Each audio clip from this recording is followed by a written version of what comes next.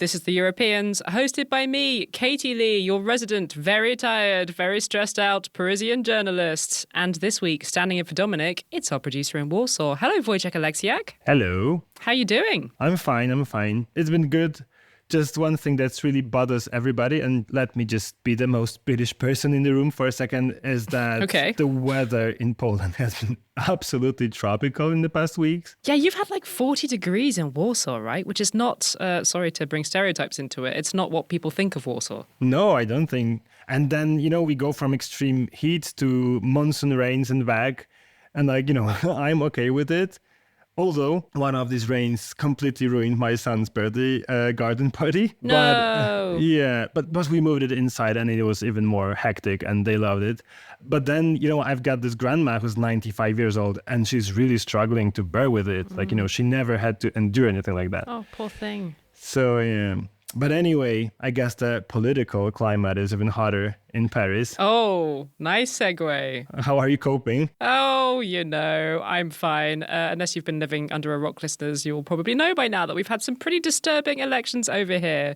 However, I'm going to hold all of my very wise, insightful commentary till next week, because one of the joys of the French elections is that there are 2 rounds, and what's going to happen this coming Sunday, round 2, is still incredibly difficult to predict. So we're going to check in after that second and final round in next week's podcast, when we're going to be interviewing me, apparently. Can't wait. Me neither. Okay, so what are we talking about this week? This week we do have some non-French political stories that we're going to delve into in a second, but we're also going to be taking refuge from the political world in a great interview about cinema. What can films do to bring us together on this divided continent? And how does the way that films get funded across Europe affect the kind of films that actually get made here? We're going to discuss those things and more with not one but 2 great guests from the European film world. They are Anna Schulke and Tamara Konorich. Great, can't wait. But first...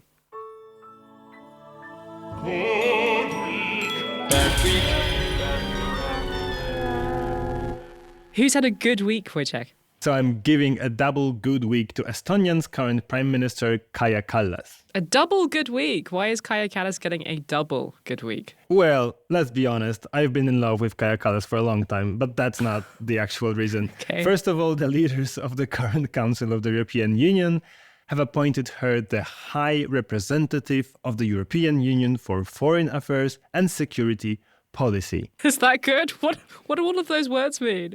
Well, it's a mouthful, but also it is a super prestigious job. I would say it's as close to being the EU's foreign affairs minister as it gets in the EU. Okay, nice job. Yeah, bravo. It's a massive accomplishment, and I really think it's a well-deserved one.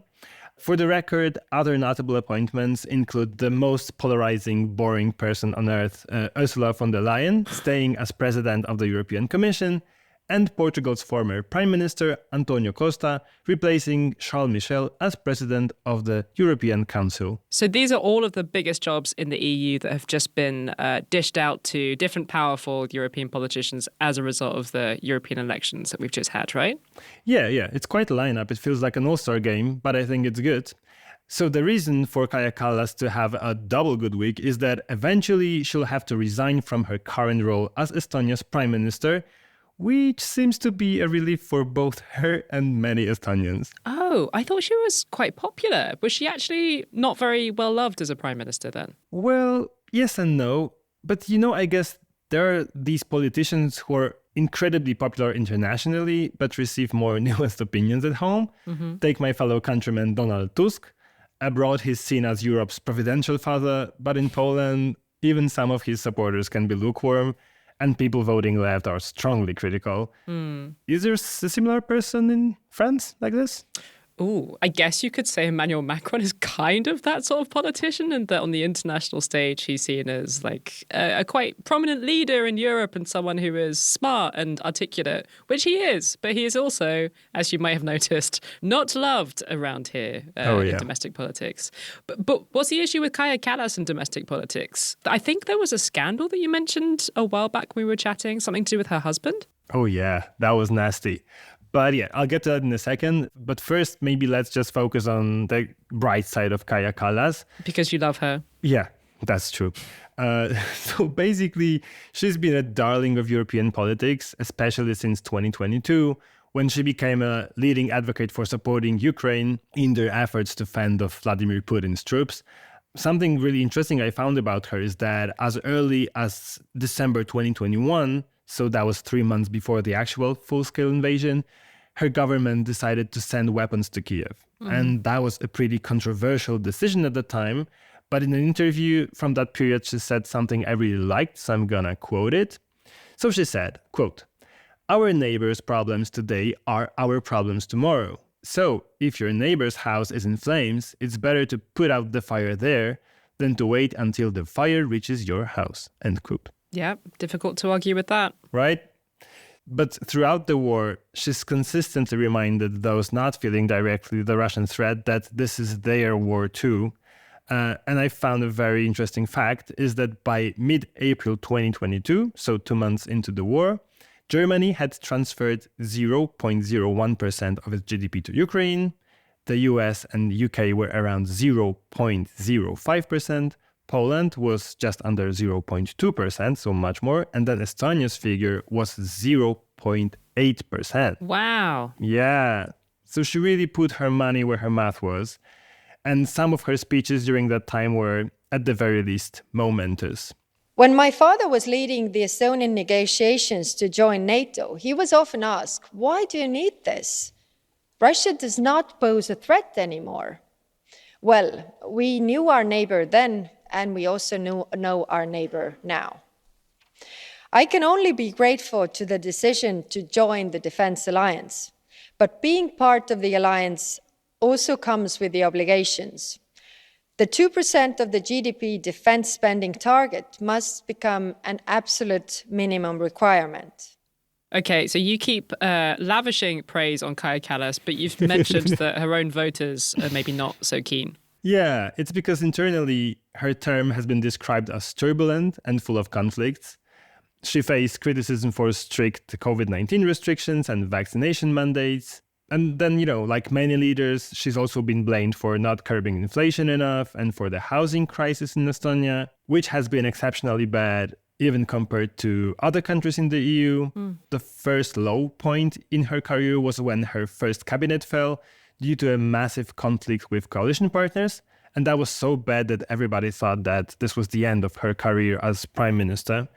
But she formed another cabinet. She won subsequent elections, formed her third cabinet, already starting to be called the Estonian Iron Lady at the time. But then last year, the scandal broke out. The scandal, the husband scandal. Yeah, that was huge. So as we've established, Kallas' strong stance against Russia defines her public image.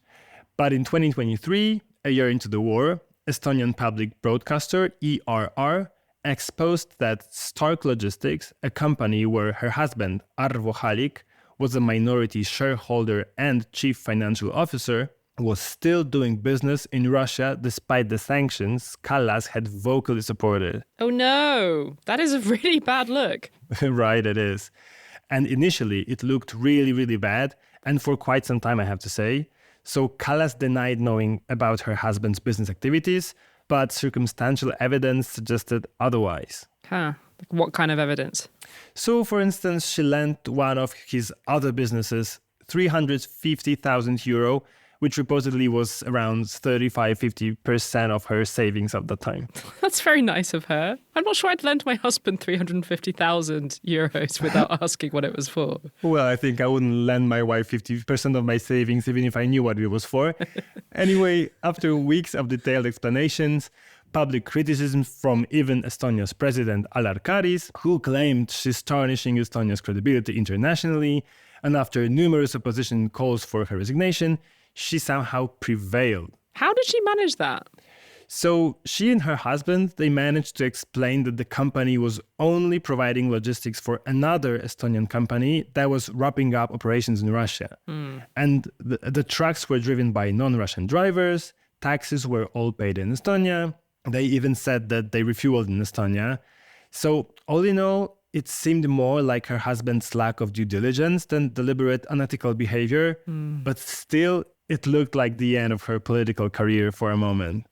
But clearly not. I guess she's not called the Estonian Iron Lady for nothing.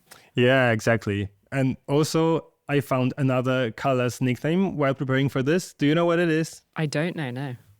The Hammer of Moscow. Oh, that's quite a badass nickname. I'd love to be called the Hammer of somewhere. The Hammer of Paris, or... The Hammer of Paris. So what can we actually expect from her if she's going to be basically the foreign minister of the EU? So yeah, definitely a very strong pro-Ukrainian and anti-Russian stance is guaranteed. Some critics say she's too involved in the Putin versus West conflict and might not focus enough on our relationships with North African countries, for example. However, she has vowed to be a representative of all states and all of their causes. Another concern is that she's very strong-willed and might not be patient enough to, painstakingly build compromises among the 27 member states. And her predecessor, Josep Borrell, was actually very good at this, so she has some big shoes to fill. But you think it's going to be a relief for her to maybe move out of domestic politics. Who is actually stepping in for her and becoming the new prime minister in Estonia? So this time it's a man, it's Kristen Michal, who's currently the Minister of Climate and a longtime politician. He's been actually waiting for this top job for many years now. And he's expected to focus more on internal affairs and be less spontaneous, but more conciliatory maybe. He's also a strong organizer, something Kaja Kallas wasn't especially praised for. And interestingly, he was involved in a massive scandal in 2012 involving money laundering accusations by a member of his own party. That scandal, I took like 30 minutes to go into that. It's super shady. But eventually, we have to admit the case was dropped. He was never charged with anything. And yeah, he's gonna succeed Kaja Kallas as next Estonia's prime minister. We'll see how he measures up as a successor to a divisive political star. And we, Europeans, will now be represented by the Iron Lady, the Hammer of Moscow, the one and only Kaja Kallas. I'm really interested to see what she does with this job. Yeah, me too. Okay, so who has had a bad week? Well, I'm sorry to say it's been a pretty bad week for the European political mainstream, France being, of course, a very obvious example of this. But like I said, I'm saving France for next week. So I'm going to zoom out a bit and talk about something else that's been going on more widely in European politics this week. And that is the creation of a new alliance of European far-right and populist parties. It's called Patriots for Europe. Just what we needed. Just what we needed. So far, the things listed that Patriots for Europe don't like are 1, migration, and 2, the Brussels elite. And this new alliance was set up this week by none other than Hungary's Prime Minister, Viktor Orban. I'm very sorry for giving that man yet more airtime. But I don't know, I always find this idea of international alliances of the far right to be quite interesting, because these are organizations that are literally built on the idea of putting their own nation first. So intrinsically, you'd think that an international union of them might be doomed to fail. So it's kind of an interesting story. I thought it was worth digging into this week. Yeah, so let me just stress that again. This alliance is exactly what we needed these days. But just let me clarify. It's an alliance of European populist and far-right parties. And obviously, you mean it's going to exist in the European Parliament, right? Well, that's their plan. As most of you will know, we had elections for the European Parliament nearly a month ago now. Hundreds of millions of people voting in the second biggest elections on this planet. No big deal. And even though if you voted in those elections, you will have voted for a national party, on a European level, those national parties all club together to form kind of mega parties. So all of the centre-left parties form a big grouping, or the centre-right ones, or the green ones, etc. And they generally try to vote and support bits of legislation as a bloc. And one of the interesting things that we talked about in the 2 episodes that we made around these elections is that there's all of this kind of flux and reconfiguration going on in the European far right at the moment. One of the things that happened just before the elections is that Marine Le Pen decided that Germany's far-right AfD were too toxic to be allowed in her far-right European Parliament grouping, which is called the Identity and Democracy Group. So they got kicked out. We've now had the elections, and far-right and populist parties broadly did pretty well, although it varied from country to country. The upshot of that is that there are a lot of far-right new members of the European Parliament that aren't currently attached to one of these party groupings. But it's really in their interest to see if they can club together in some way. I really wonder where is the red line of you are too toxic for us and you are not. Yeah. But anyway, why is it in their interest? Why is it better to be a part of political grouping in the European Parliament? Mostly because you can earn a bunch of cash by being in a group. Ka-ching! There's actually a really nice pot of money from the EU budget that gets handed out to these parties. This year it's worth 67.5 million euros. So that's extra money that you can spend on hiring staff, generally keeping your political operation running. You also get more influence if you're part of a group.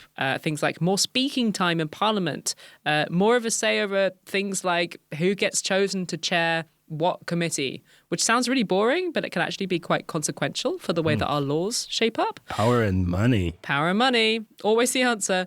But forming one of these groups is not that easy. You need to gather at least 23 members of parliament for your group, and they need to represent at least 7 different EU countries.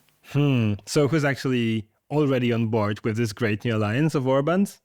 We've got 4 parties already from 4 different countries. So there's Orbán's own hard-right party, Fidesz. You also have Austria's far-right Freedom Party.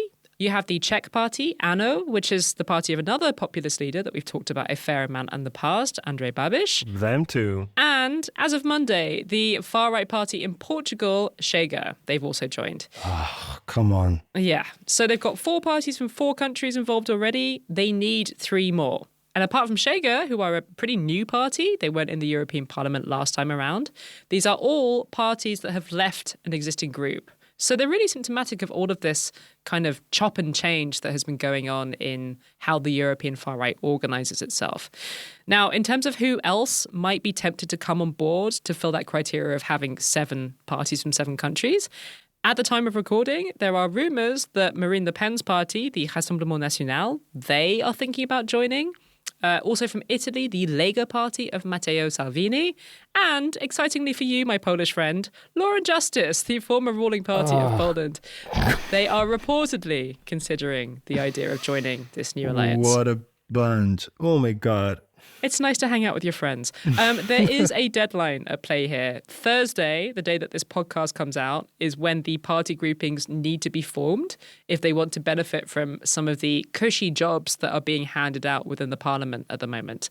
But Politico has been reporting that there's been at least one request for an extension to that deadline until after the French elections are done, which is kind of interesting. It suggests that maybe Le Pen is thinking indeed about moving. Yeah, so it sounds like they're on a tight deadline to get some more countries to join. But what would it mean politically if these guys all got together and formed another quote-unquote all-star group? I guess it kind of depends just how organized they are and how big they can make themselves. I really feel like this has become the question of European politics of the moment. Like, just how prepared are political forces that have a lot of stuff in common, but some differences? How willing are they to come together to get stuff done? You know, sitting here in France, that really feels like the political question of the time that we're living in right now, in terms of how prepared are the left and centre to overcome their differences and join forces to block the far right.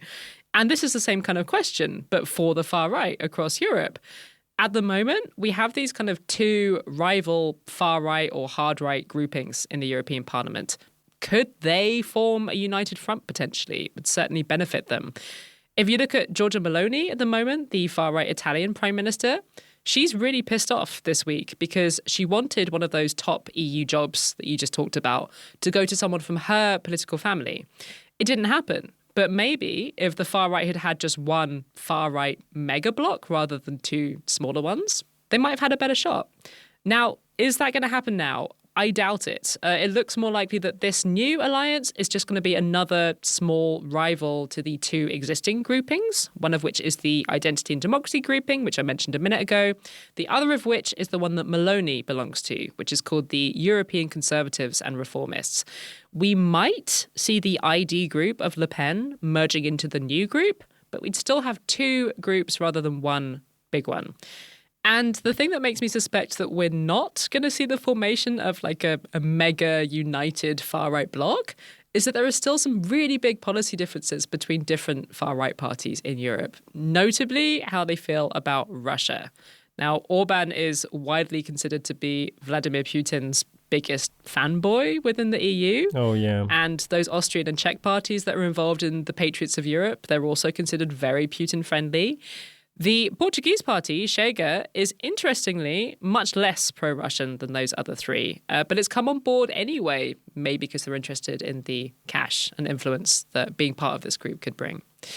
But ultimately, it's hard to see Giorgia Meloni agreeing to join forces with Orban and create like a single united far-right grouping in the European Parliament, because they really, really don't see eye to eye on Ukraine and Russia, which maybe should give a little hope to all of us who would frankly rather that the far-right stays divided across Europe. Oh, yeah.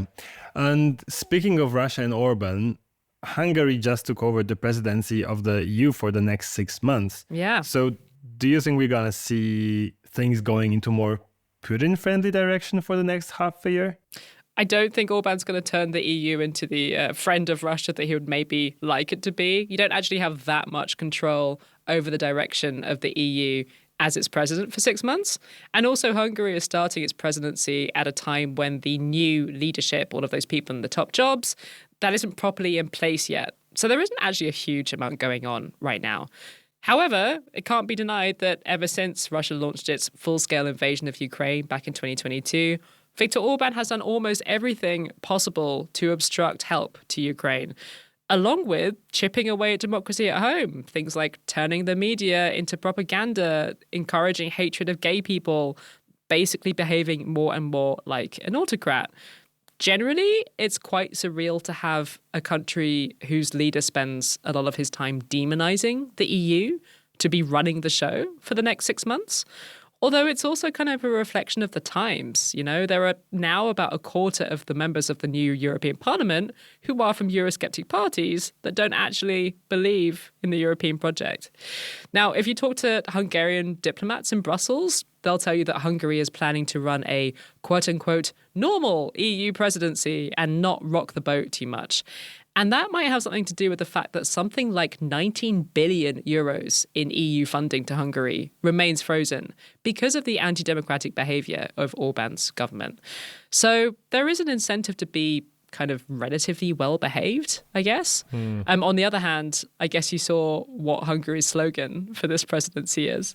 Oh, come on. I swear I had to check my calendar if it's not April's Fool. Like, it's just that bad. Can you tell our listeners what it is in case they don't know already? So it's, yeah, I'm struggling to say this with a straight face. It's Make Europe Great Again. Make Europe Great Again. Yeah, and it's called Mega. Love it. I mean, it really couldn't be less subtle in terms of where it got its inspiration from, and it couldn't be less imaginative either. There was a funny tweet from a former guest of this show, Szabolcs Pányi, the Hungarian journalist. He said, "It has been rumoured for months that Orban would copy-paste Trump's slogan for the Hungarian EU presidency. However, it sounded so lame and ridiculous that we refrained from reporting it. We were wrong." Yeah, exactly. In Brighton news, I actually quite like the logo that the Hungarians have picked for this presidency. Have you seen that? Was there something with a Rubik's Cube or? Yeah, it's a Rubik's Cube. I didn't even know that the Rubik's Cube was a Hungarian invention. Did you? Oh yeah, I was trying to report on that one day, like many years ago, but then the Rubik's family was not interested. They said they've got enough coverage, so yeah. But if you didn't know, the Rubik's Cube was invented by the Hungarian designer Ernő Rubik in the 1970s. Apparently, as a logo for the Hungarian presidency, it is supposed to be a symbol of both Hungarian inventiveness and European unity. I mean, to me, it seems more like a reminder that European democracy can sometimes seem like a totally unsolvable puzzle. But what do I know? The only reason that Wojciech and I are sitting here today at opposite ends of the internet phone between Paris and Warsaw is that some amazing people pay a little bit of money every month so that we can keep making this weird show that tries to keep people informed about Europe without boring them to death while doing it. So a huge thank you to the extremely generous people who do that so that this podcast can remain in existence and free for people who can't afford to support us. Now, Wojciech, you're not actually here on the show in front of the mic very often, but when you are here, I know that you take disproportionate pleasure in reading out the names of our supporters. So would you like to do the honours? Yes, I would love. By the way, how do you define disproportionate? I think it's just absolutely, right and proportionate. Whatever gets you going in the morning. Okay. Anyway, this week, our massive thanks go to Natalie, Andrew, Martin, Karen, Stephen, and to Niels and Abhijit for increasing their donations, which is super kind. Thank you all so much. Thank you all. You too can do something really nice that helps to bring this continent together every week by signing up to send a little bit of cash our way. All amounts, big and small, are extremely welcome, and it takes literally 2 minutes to do it via our Patreon page. You can find it at patreon.com/Europeans podcast. And there's a link right there on the screen.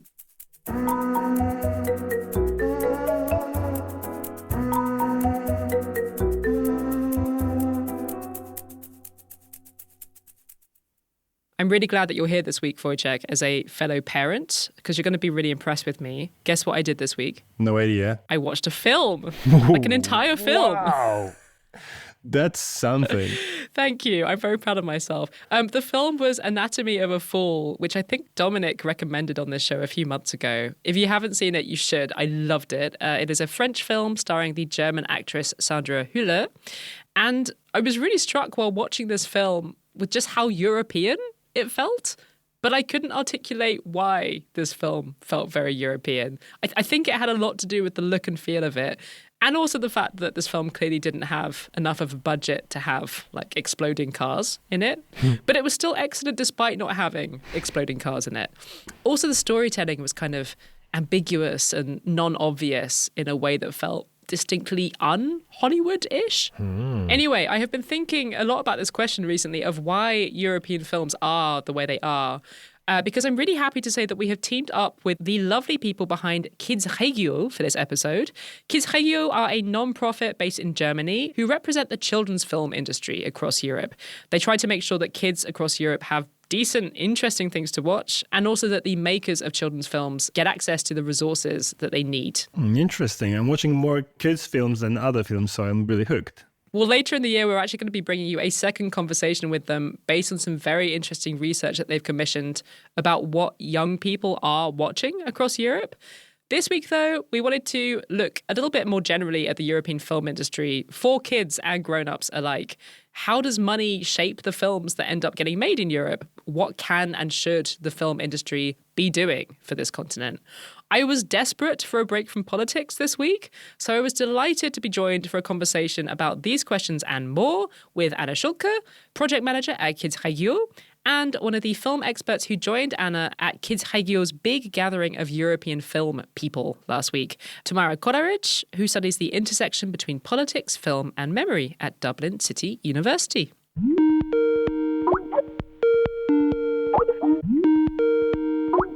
Tamara, Anna, thank you so much for joining me today. Yeah, thank you for having us. So happy to be here. Quite excited. So my first question is, how does the size of the European film industry compare to other major film industries around the world, like the US in Hollywood or Bollywood in India? Okay, last year, if you think about Barbie, which was one of the most seen films also in Europe, I think actually the most seen film in 2023. Can you kind of estimate what the budget of Barbie would be? You're asking me, you're setting me homework. Oh, yeah. I don't know, like $150 million. Very, very good. Actually, $145 million. So the most successful film in Europe last year had a budget around $135 million. And it was produced by a studio that had an overall budget of $1.2 billion. This comes from a really, really large industry. Now, when we're talking about European cinema, we're talking about something significantly smaller. How much do you think was the budget for what was the best European film in 2023, which is Anatomy of a Fall. Great film. I actually watched it last weekend. What was the budget? Yeah. It didn't feel like Barbie in terms of its production values, I would say. I'm going to say that film probably had a budget of 12 million euros. Barely a half, around 6 million euros. Wow, so okay. I think this gives you an indication of kind of the sizes of industries that we are talking about. On the one hand, you have these very big American budgets. On the other hand, you have quite different systems of funding and quite different budgets. But there's also another way, I think, of thinking about this. One is how many films are produced. And in this sense, European cinema is not that small. In 2023, it produced 2,347 feature-length films, which is both fiction and documentary, which actually is more than the US, a little bit smaller than India. I think India is the largest, around 2,500 films produced. And then you could also ask, okay, how many people see these films? And in this case, European cinema doesn't compare that favorably to the US because 20 most seen films in 2023 in European cinemas were actually American films. Why is that? And why is it so much less common for Americans to flock to a cinema in big numbers to watch a European film? When you look at the concrete circumstances of our film industries, it's really that the US market is clearly completely market driven, and the European film industry is much more also subsidized, and there's much more this cultural value behind films. So really in Europe, we distinguish between the cultural and the economic good. In the US, it's much more only the economic value of things. So if you have blockbusters from the US, the marketing budgets, the distribution sales budgets, they're huge. I mean, if you go to your local cinema, what are the posters that you see? What are the big things that hang off the walls outside at the building? What are the trailers that you see before you watch the movie that you wanted to watch when you go to the cinema in the evening? So really the way they can position the films that come out of their American film industry, that is a completely different story to what we have available for European cinema. You've both touched on this a little bit already, the fact that European films have more public funding put into them. How does that shape the kind of films that actually get made here in terms of the kind of stories that get told? That brings with itself the idea that film is a cultural good. We recognize it as a cultural good, which is on the one hand great because it allows you to make films that are on various different topics, very often related to topics that are seen as kind of culturally favorable, for example, political issues. But it also allows filmmakers to make the kinds of films that are really driven by ideas rather than driven by the necessity to sell the film to a large audience, which makes for a lot more highbrow films, artistic films, even films that experiment with formats in some ways. But on the other hand, it does mean that there is sometimes a little bit of a shortage of emphasis on thinking about audience. So you have a lot of culturally valuable films, which is also one of the kind of target goals of all the European national funds and funds at different levels to produce films that have a cultural, socio-political value, and going away from kind of the idea that you have to market yourself. So when you think about European film, very often you would think about something that has premiered at a good festival or something that has kind of a little bit of an arty approach to the topic. And I think that's the most important consequence. You just finished hosting a major gathering of children's filmmakers and other people interested in kids' films from across the whole of Europe. Why did you bring all of these people together and how did it go? It went very well. We had high temperatures, so we had ice cream all over the place. Very appropriate for a kids' film gathering. It was really funny. On the first day, we had very sophisticated ice cream from an ice cream manufacturer here in the city. And then on the second day, when we ran out of ice cream, we just got all the things that kids love, and the adults just loved them equally. It was quite fun to see. The idea was to bring together people from all over Europe, from the children's film community. This year it was the 4th edition, and this year it was really the first time where we put an emphasis on inviting people surrounding the children's film industry. So people from the wider film industry, but also from cultural industries and from politically important positions, because we are in a time where democracy and cultural diversity might be threatened or are threatened. And we really need to put our heads together to get an awareness of the young audience and how important it is to offer children local content in the cinemas and also content from their neighboring countries, from other European countries, because there is a market dominance by American films. And we still think it is important to offer a diverse range of films from European neighboring countries and all over Europe. Why do you think it is so important that European kids get to see films that are made here? I think it is really about seeing the own reality that you live in, the reality that you get portrayed in US blockbusters and Disney movies.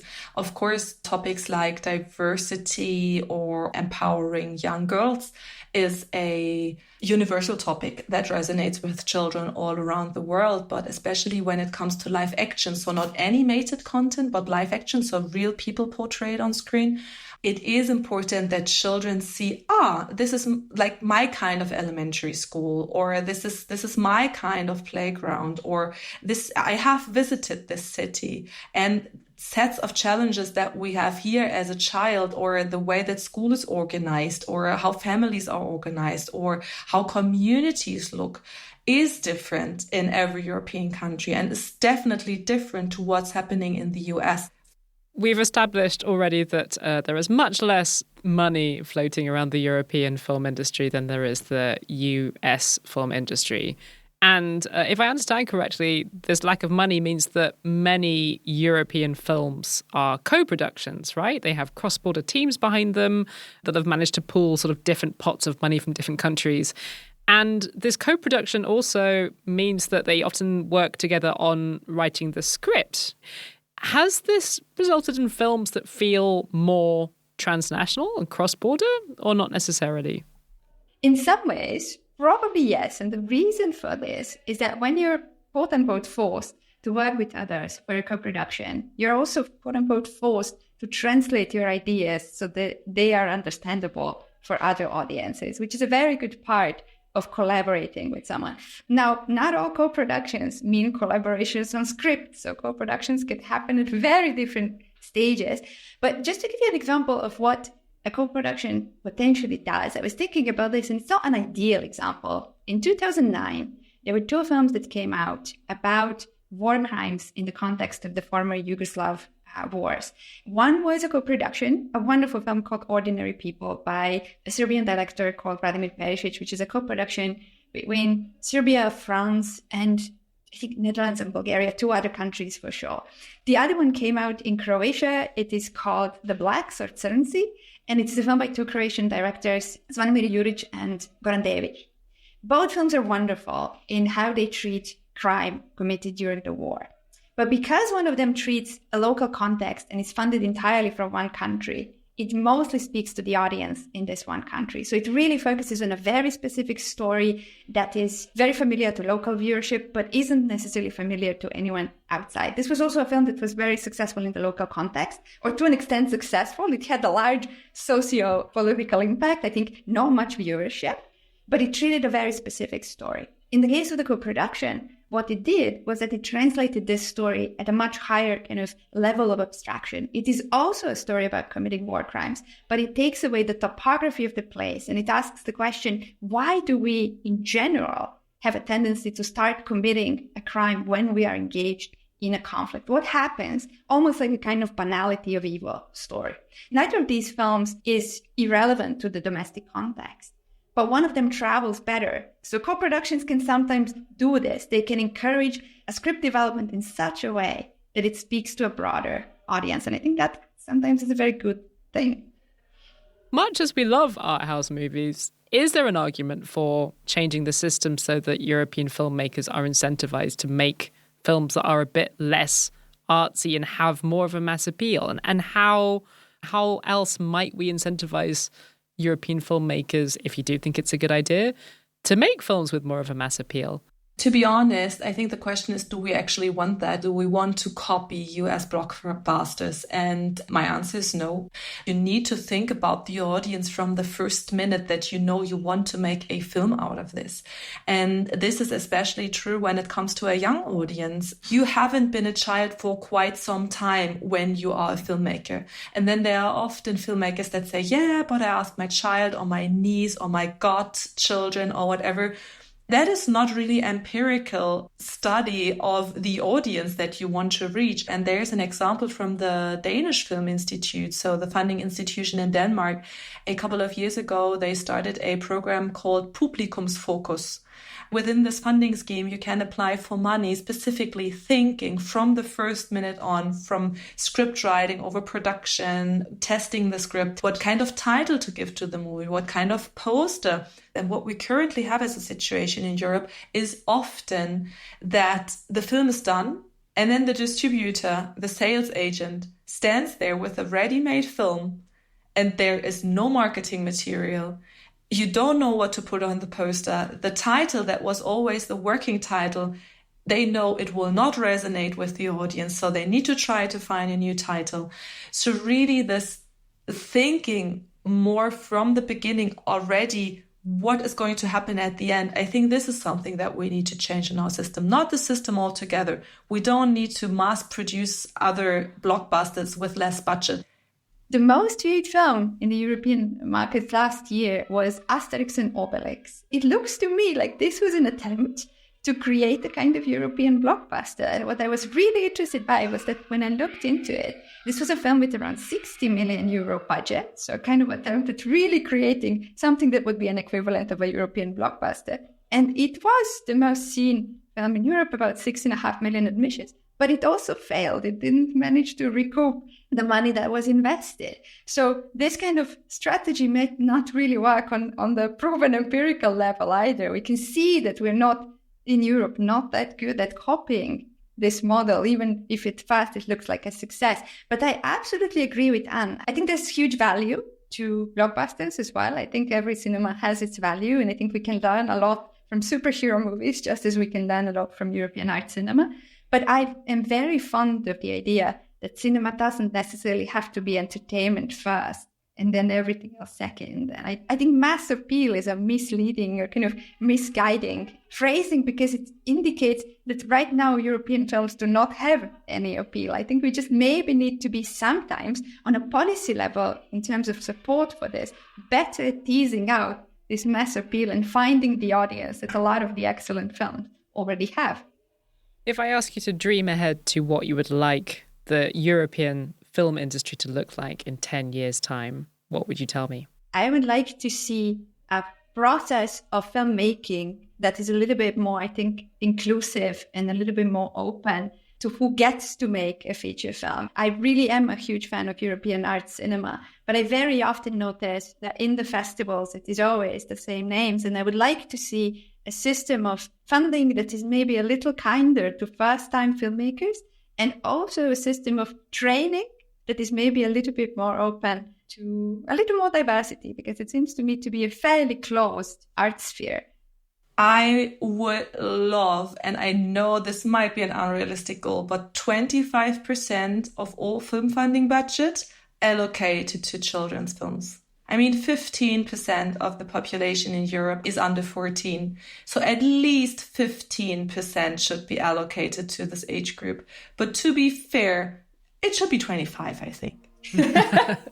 The kids deserve it.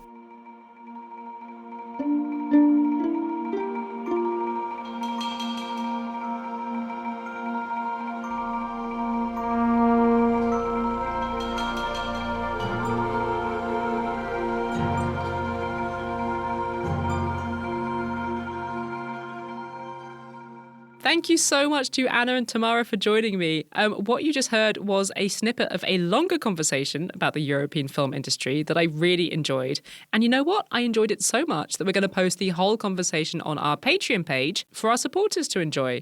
So if you're a film geek or you just fancy hearing a little bit more, you'll be able to find it at patreon.com/Europeans podcast if you subscribe.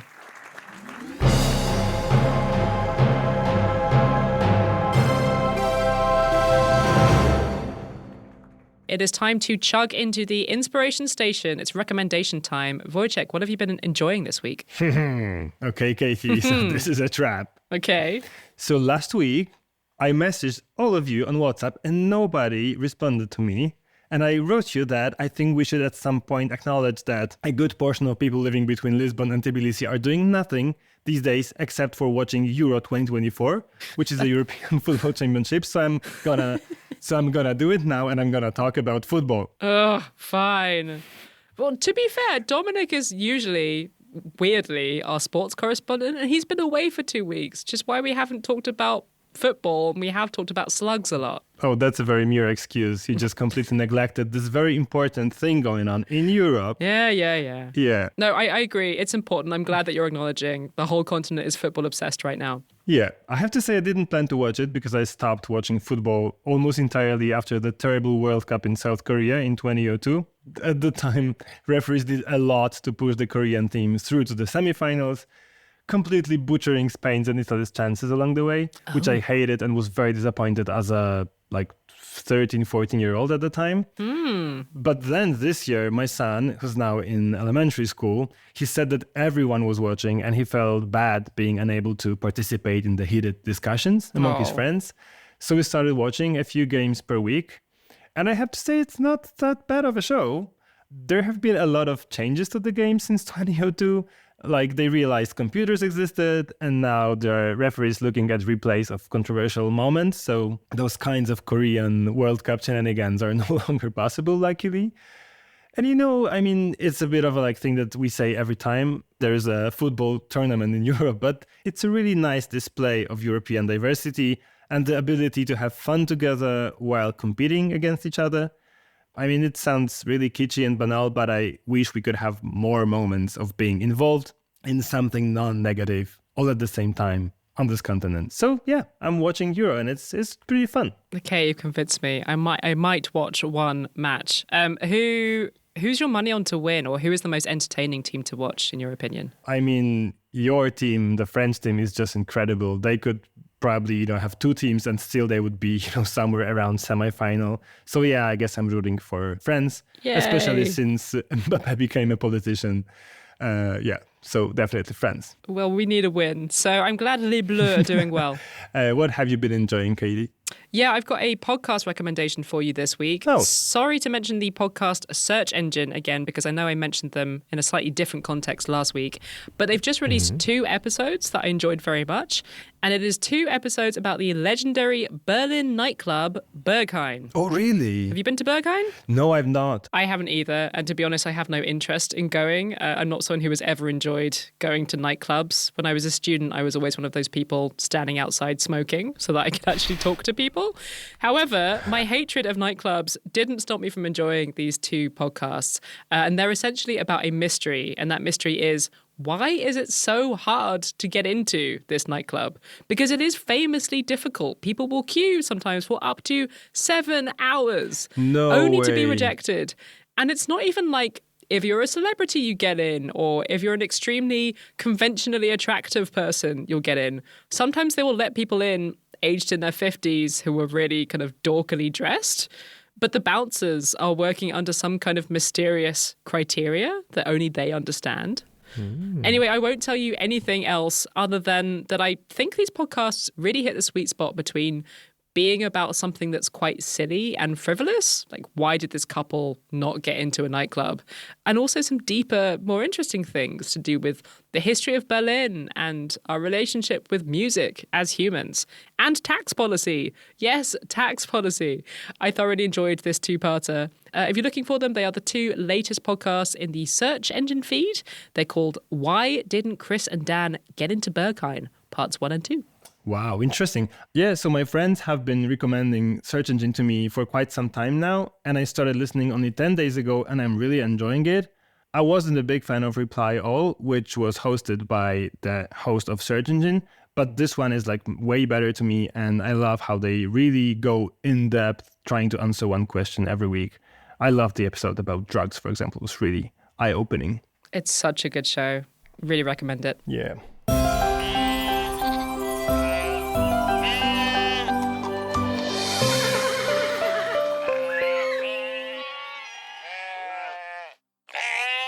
It's time for the happy ending. Yay! I've got something special for you. This week, Dominic sent me a voice memo from his holiday in Scotland. Oh, that's so nice. It's time for a happy ending. I'm sending you a voice note from my lovely holiday in Scotland. And the good news I want to share with you comes from the world of culture and heritage.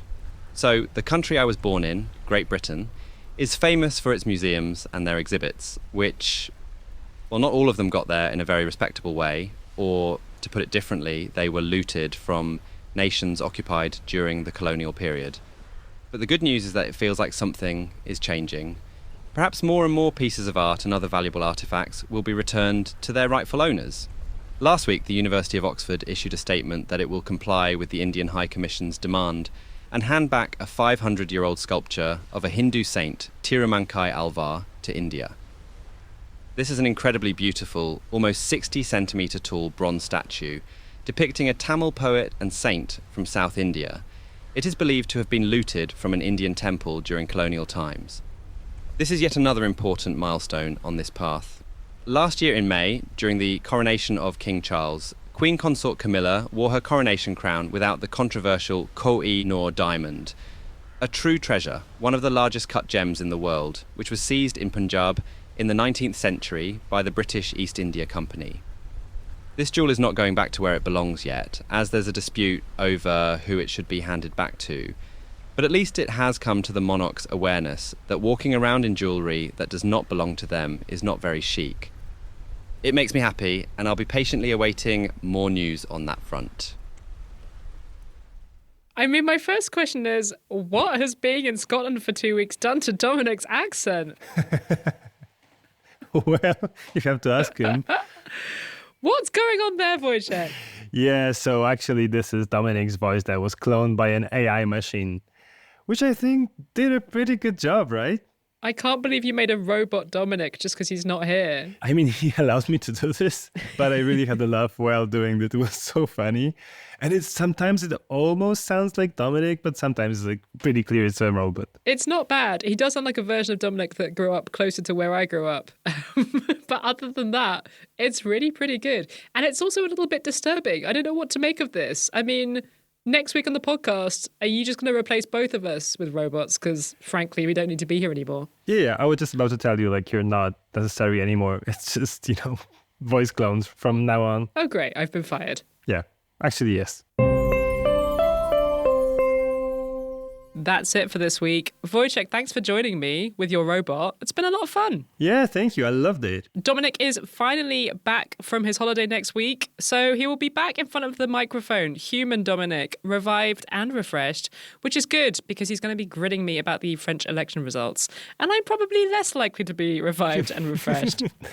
Thank you so much to Morgan Childs in Prague for producing this week's show along with Katy. And thank you to Kids Regio for supporting this episode. You can find us in all the usual places on social media, X, sort of, Instagram, Mastodon and Blue Sky too. And if none of those floats your boat, come and look at our new website. It's got pigeons on it. And it's sexy. Europeanspodcast.com. We'll see you next week. Hyvasti. Bye.